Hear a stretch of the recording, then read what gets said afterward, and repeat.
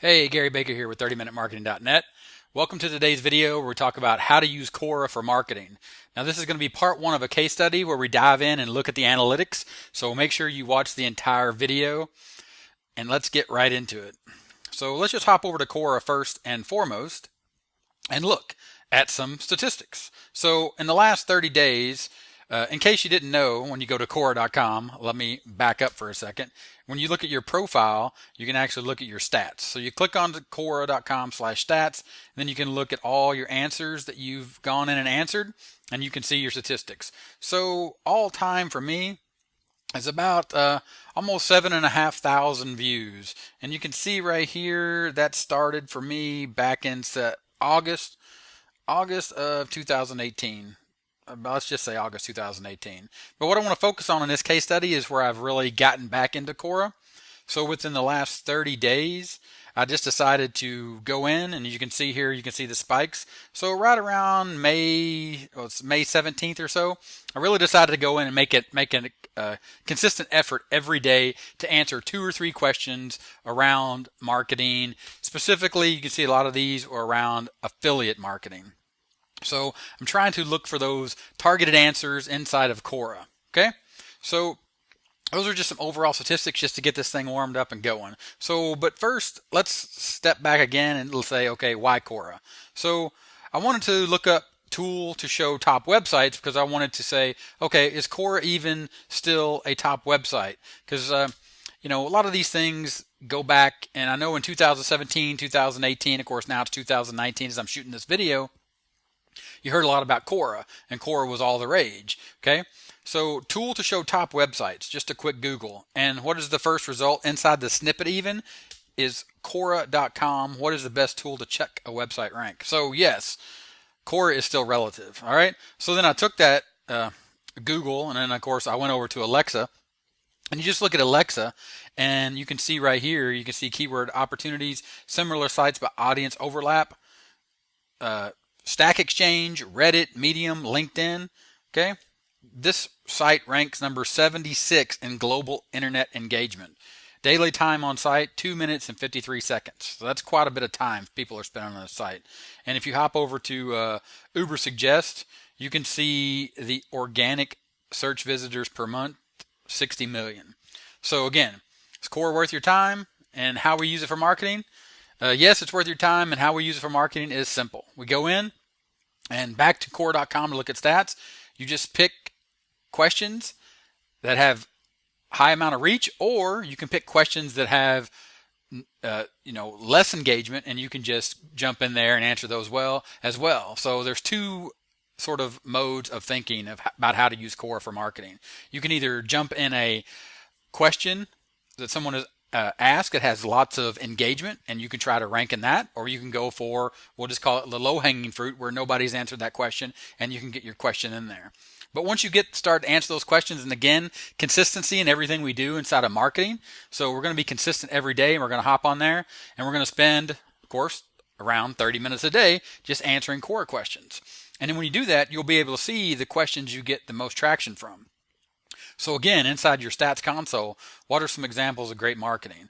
Right here, you can click, as you see the views and the upvotes change for each one of these. So what is the best way to begin affiliate marketing? So you can see that the statistics here, you're getting views. So people are seeing your answers, okay? So now let's hop over to Google Analytics and take a look at some statistics there. So here I'm inside of Google Analytics, and I'm looking at, of course, the source Quora.com for 30minutemarketing.net. And as you can see here, the source Quora.com, right now 16 users, of course 35 sessions.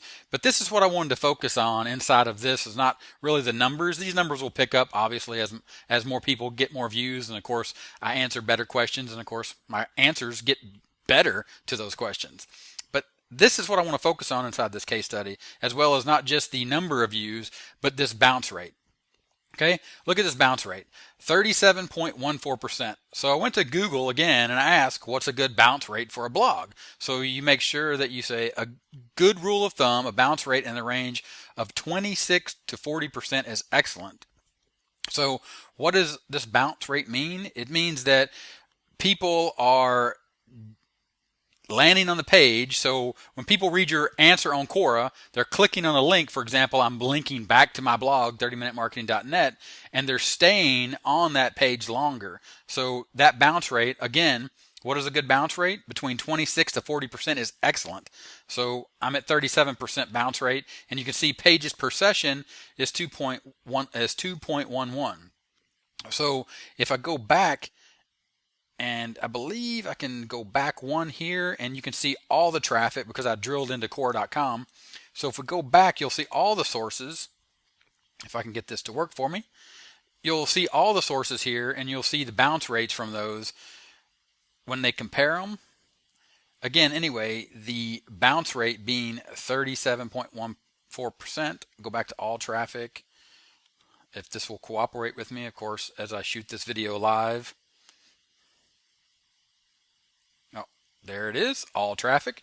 If you just go back and be patient and use the interface the way they meant you to. So you can, again, Google here, you can see my bounce rate when people Google me.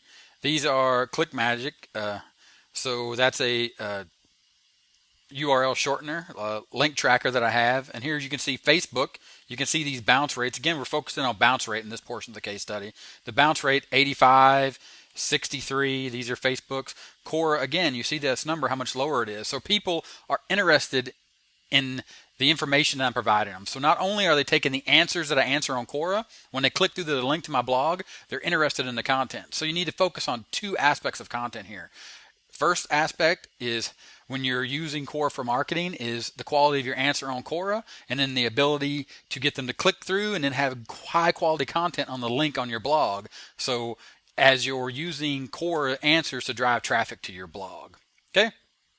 So those are the statistics I wanted to show you real quick from Quora, and the fact that, just to answer this question, how to use Quora for marketing, simple. You go to Quora, you find answers in your niche, you find problems to solve for real people, you answer those questions, you get tons and tons of views, and then you link back to your blog, and there you go. You have a quality traffic source, and that's how you use Quora for marketing. So in the description, there'll actually be a course that I highly recommend a course in the description. So go ahead and check that course out. But just think about this as part of your overall strategy for driving traffic and marketing to your website or to your blog or to your products. But more importantly, we want to make sure we're getting traffic from Quora back to our blog.